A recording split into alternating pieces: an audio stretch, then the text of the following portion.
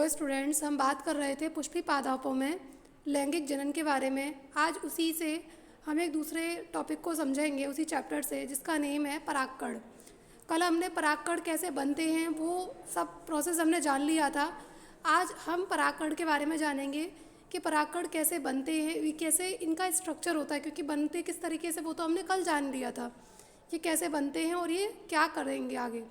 ठीक है, तो जो परागकण होता है ये जो है क्या होता है, मेल पार्ट होता है किसी भी फ्लावर का, या फिर ये कह सकते हैं कि जो मेल पोर्शन होता है उसका प्रतिनिधित्व करता है। अब इसके अंदर क्या होती है, परागकण के अंदर दो लेयर देखने को मिलती हैं। पहली बात तो ये परागकण होते हैं, ये कैसे होते हैं, गोलाकार होते हैं। ये स्फेरिकल होते हैं, गोलाकार होते हैं, और इनका जो व्यास होता है वो 25 से लेके 50 माइक्रोन तक होता है।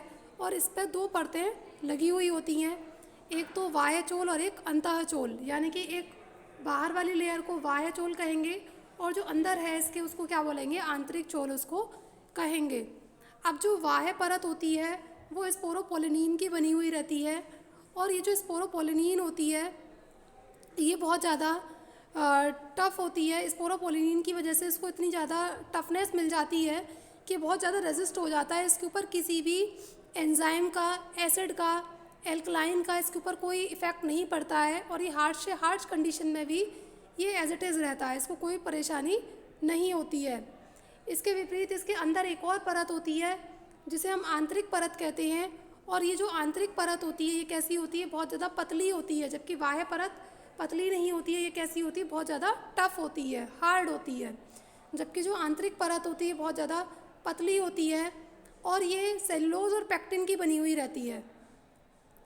अब जब कोई ये जो पॉलिन ग्रेन है या ये जो परागकण है, जब ये पूरी तरह से मैच्योर हो जाता है तो इसके अंदर दो कोशिकाएं देखने को मिलती हैं। इसके अंदर क्या मिलेंगी, दो कोशिकाएं देखने को मिलती हैं। एक को तो कहते हैं कायिक कोशिका और दूसरी को कहते हैं जनन कोशिका।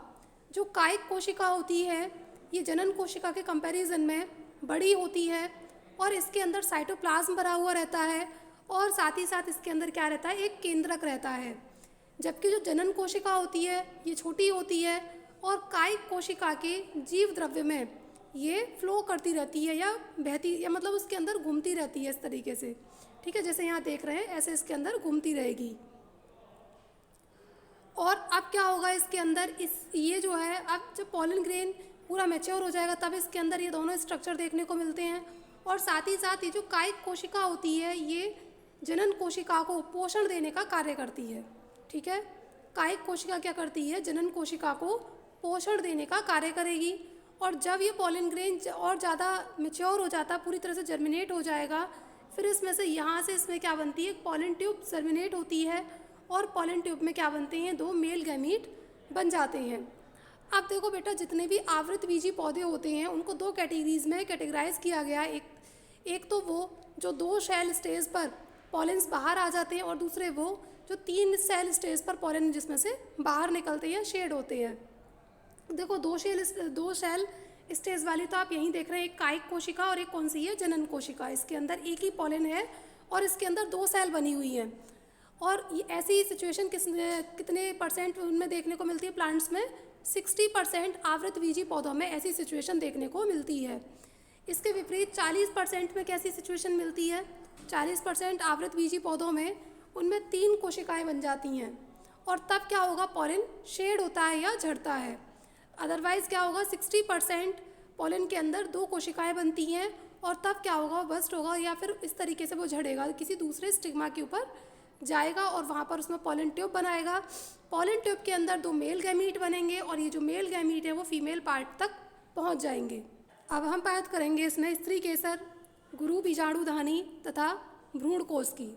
तो पहले इसमें हम जान लेते हैं किसके बारे में, स्त्री केसर के बारे में। स्त्री केसर क्या होता है, तो बच्चों स्त्री केसर जो होता है वो किसी भी पुष्प का मादा भाग होता है। ये ऐसा जो भाग होता है उसे हम क्या कहते हैं, स्त्री केसर कहते हैं। और स्त्री केसर किसी किसी पुष्प में ऐसा भी दिखाई देता है। ये कंडीशन आपने देखी है, किस में देखी है, गुड़हल के फूल में देखी है। इसी को, गुड़हल के फूल को हम किस नाम से जानते हैं, हिबिस्कस रोजा साइनेंसिस के नाम से जानते हैं। किसी भी स्त्री केसर के अंदर 3 भाग होते हैं, वर्तिकाग्र, वर्तिका और अंडाशय। जैसे यहाँ पर ये है वर्तिकाग्र, ये है वर्तिका और ये क्या है, अंडाशय। इसके ऊपर जो इसका वर्तिकाग्र है, इसी के ऊपर आकर पॉलन बैठता है, फिर पॉलन ट्यूब बनती है और पॉलन ट्यूब आगे कहाँ जाती है, इसके ओवरी में चली जाती है या अंडाशय में जाएगी। और इसके इस तरीके से ये स्त्री केसर होता है। और ये जो स्त्री केसर होता है, ये इसके अंदर इसे स्त्री केसर को और हम किस नाम से जानते हैं, कार्पल के नाम से भी जानते हैं। स्त्री केसर को और हम क्या बोल सकते हैं, कार्पल भी कह सकते हैं। अगर ये जो कार्पल है, अगर कार्पल एक से ज़्यादा है तब हम उसको क्या कहेंगे, मल्टी कार्पेलरी। और अगर कार्पल एक ही है किसी पुष्प में, यानी कि स्त्री भाग, अगर किसी पुष्प में स्त्री भाग अगर एक है तो उसे हम कहेंगे मोनोकार्पेलरी। और अगर ये जो कार्पल बहुत सारे हैं तब हम उसको क्या कहेंगे, मल्टी कार्पेलरी या कार्पेलरी हम उसको कहेंगे। और अच्छा, अब तो हमने बताया कि कार्पल एक से ज़्यादा भी हो सकते हैं और कार्पल किसी किसी में एक भी हो सकता है। अगर कार्पल एक से ज़्यादा है तब उसको हम मल्टी कार्पेलरी कहते हैं। और ये कार्पल के अंदर भी दो कंडीशन होती हैं, ये कार्पल फ्यूज़ भी हो सकते हैं और ये कार्पल क्या हो सकते हैं, अलग अलग भी हो सकते हैं। जैसे यहाँ पर दो कंडीशन दिखाई जा रही हैं, इसमें यहाँ पर वर्तिकाग्र सभी जुड़ी हुई हैं, यानी कि कार्पल एक दूसरे के साथ जुड़े हुए हैं। और यहाँ पर जो कार्पल हैं वो एक दूसरे के साथ जुड़े हुए नहीं हैं, दूसरी वाली कंडीशन में ये फ्री हैं। ठीक है, तो यहाँ पर हमने 3 बातें बताई हैं आपको कि जो स्त्री केसर होता है वो पुष्प का मादा भाग होता है। इसके अंदर 3 भाग बने हुए रहते हैं, वर्तिकाग्र, वर्तिका और अंडाशय।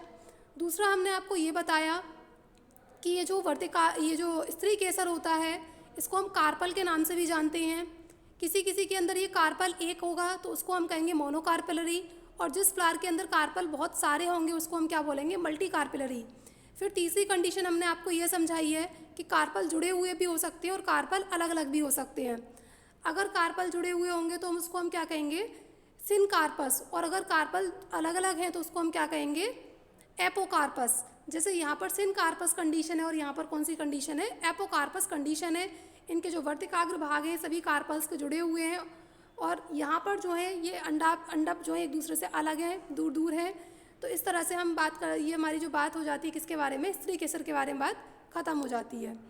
अब स्त्री केसर के अंदर जो नीचे इसका बल्जी पोर्शन होता है, जिसे हम क्या कह रहे थे, ओवरी कह रहे थे, ये वाला जो पोर्शन है, जैसे यहाँ पर हिबिस्कस में भी ये वाला दिखाया जा रहा है ग्रीन कलर से, इसके अंदर क्या रहता है, ये अंडाशय, ये इसके अंदर ये ओव्यूल रहता है। क्या रहता है, ये वाला पोर्शन, जैसे ये वाला जो पोर्शन है वो इसके अंदर यहाँ पर रहता है, इस जगह पर। अब देखो ये इसी के अंदर क्या रहता है, इसी के अंदर एम्ब्रियो का निर्माण होता है या भ्रूण कोश का निर्माण होता है। इसी के अंदर क्या होगा, भ्रूण कोश का निर्माण होता है। इस ओव्यूल के अंदर कुछ भाग बने हुए रहते हैं। जैसे यहाँ पर ये सबसे अंदर की तरफ क्या रहेगा, भ्रूण कोश रहेगा। इस भ्रूण को घेरे हुए क्या रहते हैं, आवरण रहते हैं, ये और ये बाह्य आवरण और आंतरिक बाह्य आवरण और अंतः आवरण, ये दोनों क्या करते हैं, जो भ्रूण कोश है उसको सुरक्षा प्रदान करने का कार्य करते हैं।